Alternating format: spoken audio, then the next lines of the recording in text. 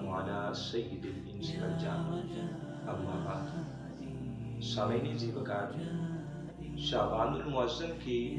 15ویں شب کو لے کر آج کل سوشل میڈیا پر ایک سوال گردش کر رہا ہے کہ آیا شعبان المعظم کی 15ویں شب کو قبرستان جانے کا قرآن و سنت سے کوئی ثبوت موجود ہے یا نہیں؟ اگر حضور سید دو عالم صلی اللہ تعالی علیہ وبارک وسلم آپ کی حیات طیبہ اور آپ کے اقوال کی طرف رجوع کیا جائے تو یہ بات روز روشن کی طرح عیاں ہو جاتی ہے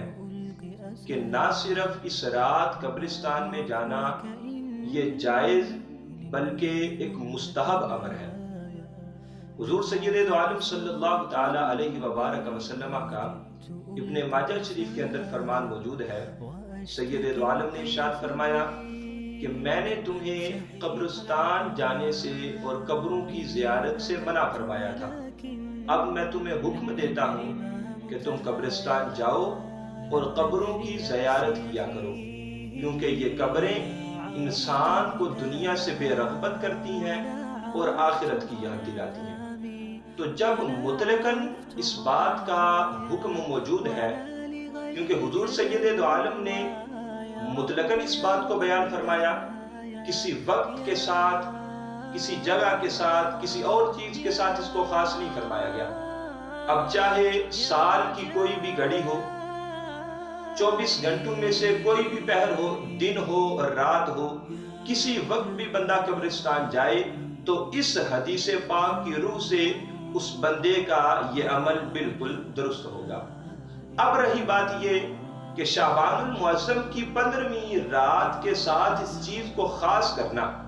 شرعی حوالے سے اس چیز کا کیا حکم ہے؟ ام المؤمنین حضرت سیدنا عائشہ الصدیقہ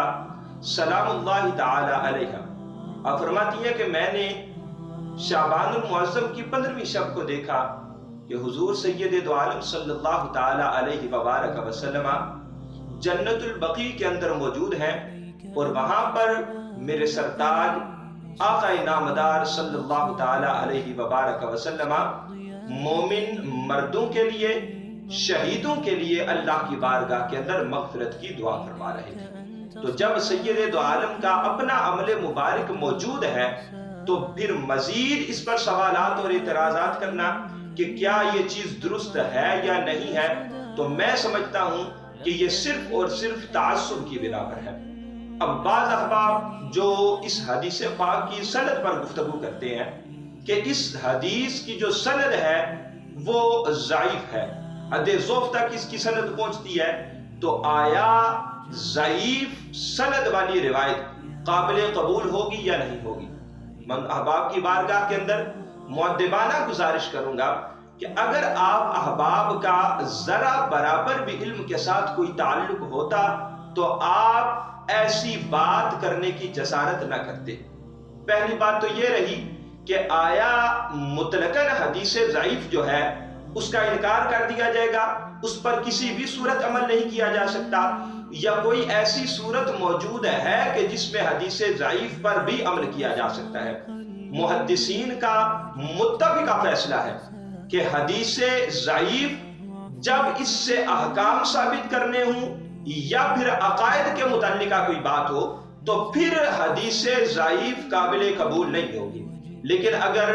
فضائل کے لیے یا معاملات کے لیے ضعیف حدیث بھی بیان کی جائے گی تو وہ حدیث قابل قبول ہوگی۔ میں ان کی بارگاہ کے اندر بڑے ہی مؤدبانہ طریقے سے یہ بات عرض کروں گا کہ جن محدثین اکرام کی بات کو لے کے آپ یہ بات پیش کر رہے ہیں، جن محدثین نے آپ تک یہ بات پہنچائی ہے کہ ضعیف حدیث پر عمل نہیں کیا جا سکتا، یا ضعیف حدیث کس کو کہتے ہیں، اگر انہی محدثین کے دوسرے اقوال بھی پڑھے جائیں کہ درست اور بغیر تعصب کی اینک کے اگر اس بات کی طرف رجوع کیا جائے تو یہ بات ہمارے سامنے آ جاتی ہے کہ حدیث ضعیف پر معاملات میں